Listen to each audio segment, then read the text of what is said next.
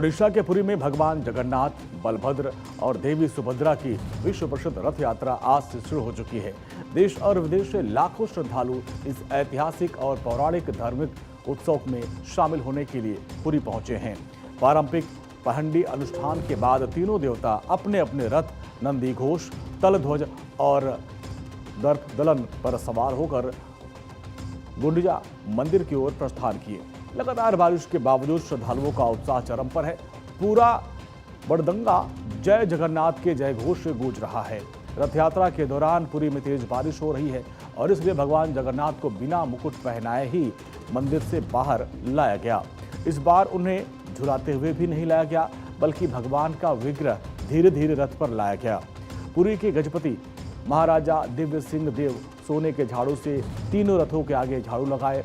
इसके बाद भक्त 3 किलोमीटर दूर तक गुंडिचा मंदिर तक रथ को खींचकर पहुंचेंगे। इधर देश भर से आई तस्वीरों का भी एक बार रुख कर लेते हैं। तस्वीर देखिए अलग अलग इलाकों की है। पहली तस्वीर आप देखिए जगन्नाथपुरी की है, उड़ीसा की। दूसरी तस्वीर आप देखिए पटना में, जहां पूरे विधि विधान के साथ रथ यात्रा निकालेगी। मुख्यमंत्री भी आपको वहां नजर आ रहे हैं। पटना इस्कॉन मंदिर की रथ यात्रा यहां से निकाली गई। रथ यात्रा से पहले मुख्यमंत्री सम्राट चौधरी और उप मुख्यमंत्री विजय कुमार चौधरी ने भगवान जगन्नाथ की आरती की। इसके बाद रथ के आगे झाड़ू लगाया और भगवान के रथ की रस्सी खींचकर यात्रा की शुरुआत की। तीसरी तस्वीर आप देखिए छत्तीसगढ़ रायपुर की है, जहां सीएम विष्णुदेव साय रथ यात्रा में शामिल हुए। चौथी तस्वीर त्यागराज स्टेडियम दिल्ली की है, जहां मुख्यमंत्री रेखा गुप्ता पहुंची। पांचवी तस्वीर अहमदाबाद गुजरात की है।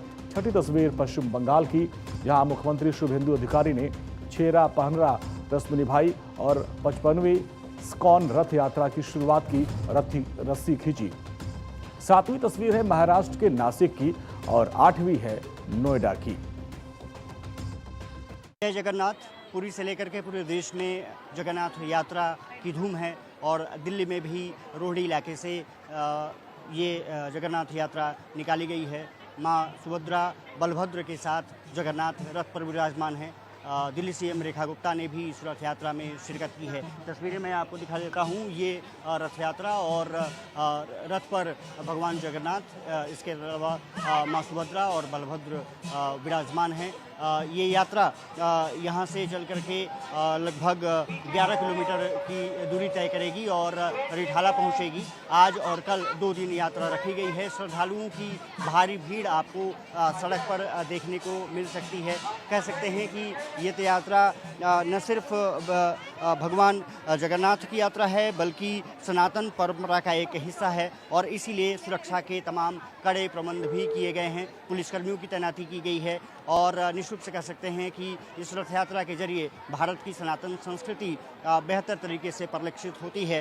पूरी में तो भव्य कार्यक्रम, लेकिन इसके अलावा देश के अलग अलग हिस्सों में भी अब यह रथ यात्रा निकाली जा रही है। श्रद्धालु श्रवण कर रहे हैं। आपको बता दें अहमदाबाद में भी भगवान जगन्नाथ की रथ यात्रा निकाली जा रही है। रथ यात्रा में इस बार हाथियों के पैर बंधे हुए हैं और वो दौड़ नहीं सकते।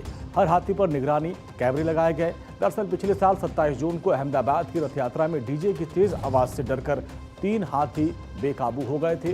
हाथियों के अचानक सड़क पर दौड़ने से वहां पे भगदड़ मच गई, जिसमें 3 लोग घायल हो गए थे। जमालपुर जगन्नाथ मंदिर में सुबह 4 बजे मंगला आरती हुई और जिसमें गृह मंत्री अमित शाह शामिल हुए। मुख्यमंत्री भूपेंद्र पटेल और डिप्टी सीएम हर्ष संघवी ने भी सोने की झाड़ू से रास्ता को साफ किया और रथ यात्रा को रवाना किया।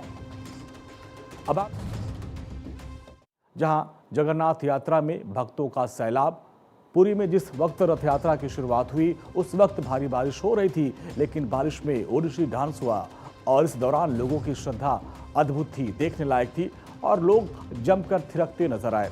तीसरी तस्वीर है महाप्रभु मंदिर की, जहां पर केंद्रीय मंत्री धर्मेंद्र प्रधान ने पहुंचकर पूजा अर्चना की। पूरी रथ यात्रा का रूट जो है वो 9 दिनों का होता है, जिसमें भव्य कार्यक्रम होते हैं। इस दौरान महाप्रभु गुंडिचा मंदिर जाएंगे और ये उनकी मौसी का घर कहा जाता है। पूरी रथ यात्रा की अगर हम बात करें तो 9 दिनों का पूरा कार्यक्रम आप जान लीजिए। आज की बात करें तो 3 किलोमीटर की मुख्य रथ यात्रा निकाली जाएगी। फिर 24 जुलाई बाहुड़ा यात्रा होगी, मंदिर में वापसी हो जाएगी।